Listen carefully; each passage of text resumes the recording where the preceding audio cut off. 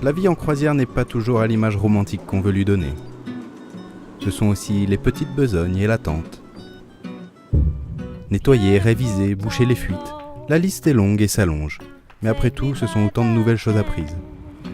Une chose est sûre, le temps de recevoir notre nouvel inverseur d'Italie, Aventura sait nous occuper.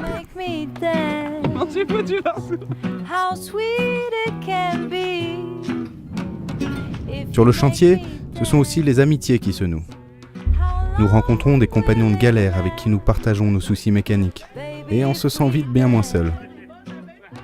Pour l'équipage du voilier Genesis, c'est 1 mois d'attente pour remplacer une dérive sur la route de France à Tahiti. Et notre Guylaine, qui pendant 6 mois rattrape courageusement les dégâts de l'ouragan Irma sur son voilier. L'appel de la mer et les rêves de chacun nous rapprochent et nous invitent à la fête.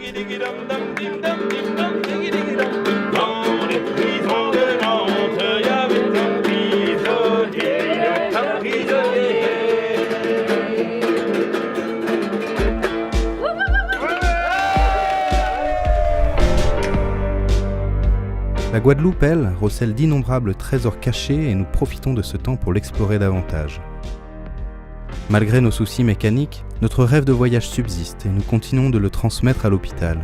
Des moments de partage touchants, autant avec les enfants qu'avec les équipes soignantes. À côté de l'hôpital, un bâtiment nous rappelle le pouvoir que nous avons tous en nous, celui de sauver une vie en 30 minutes seulement. Ici, l'EFS collecte les besoins pour la Guyane et toutes les îles françaises dans les Caraïbes. C'est un travail énorme pour des besoins tout aussi importants. 50 poches par jour, soit 12 000 poches à l'année, sont nécessaires pour répondre aux quotas dans la région.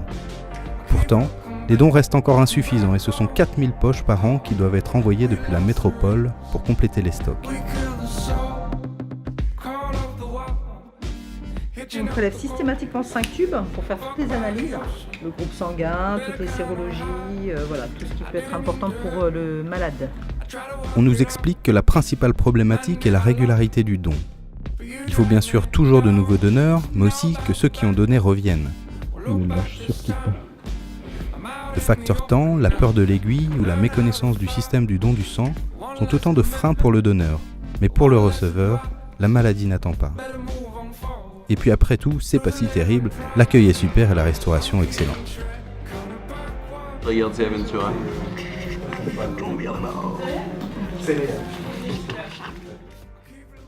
Sur Aventura, le nouvel inverseur est arrivé.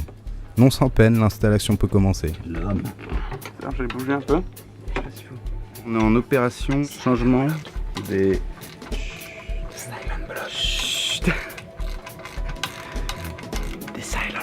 Et voilà à quoi ressemble un silent block. Tous des petits amortisseurs en caoutchouc qui sont le lien entre le moteur et un peu le châssis. Et du coup, si ces amortisseurs, quand ils sont usés, le moteur va s'affaisser, il va être plus bas. Et du coup, on n'aura pas le bon alignement avec l'hélice, l'arbre d'hélice. Du coup, si on ne change pas les silent blocks, on ne pourra pas aligner bien le moteur qui va faire tourner l'hélice. Et du coup, si le moteur est trop bas, et bien, ça va forcer un peu partout et puis ça va que tout est bien. Les silent blocks nous donnent du fil à retordre. Il faut soulever tout le moteur et retirer des pièces en fond de cale qui semblent ne jamais avoir bougé depuis 40 ans. On a fini par réussir à retirer ces boulons. Regardez, ces petits boulons, c'est beau. Et on dirait des pépites d'or. Celui-là, 1h30. Celui-là, c'était vite, un quart d'heure.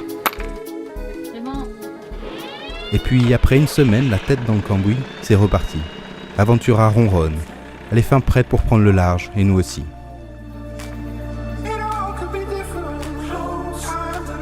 Les derniers préparatifs effectués, il est temps pour nous d'avancer. Cap au nord, adieu Pointe-à-Pitre.